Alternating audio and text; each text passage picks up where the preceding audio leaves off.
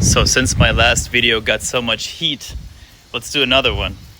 So all I said was that in Indonesia, if you want to travel there and you want to stay long term and fill out the proper visa, like a digital remote worker visa, you need to prove, apart from paying the money for the visa, which is like $700, $800, you need to prove that you are making $60,000 a year from only one company.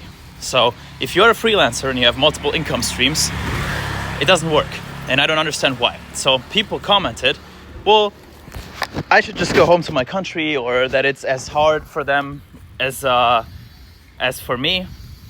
But that's not the point. So one guy even said he is also making that type of money, which, highly doubtable, since making $60,000 a year would make you into the top 0.8% of all earners in Indonesia. But if you made it, congratulations.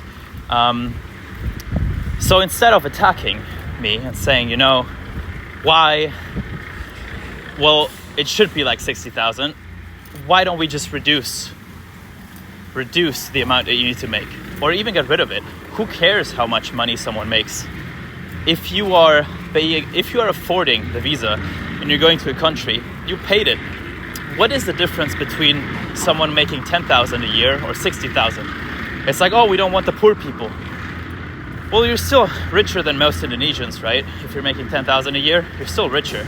And what would be the difference? Because I've heard people say, I don't want the foreigners, the bules, to spend all the money in Indonesia because they're just like colonizing and buying off land and stuff, which is not allowed with the remote worker visa. You still need to work for a foreign company. But then if you had more money, if someone who came had more money, what is the benefit actually of having someone who has more money? He's gonna spend more. Is that good now, or is it bad? Like, I don't get it. And I'm not just saying Indonesia, I'm saying worldwide. Why do you need to prove how much money you have? If you then rely on government intervention, government giving you handouts and giving you money, yeah, that shouldn't be allowed. And if the government just doesn't give it to you, then you need to go home if the money runs out. So I don't understand the minimum requirement for the visa. I mean, maybe someone can enlighten me, but I bet you're just gonna be angry and insult again. But yeah, bro.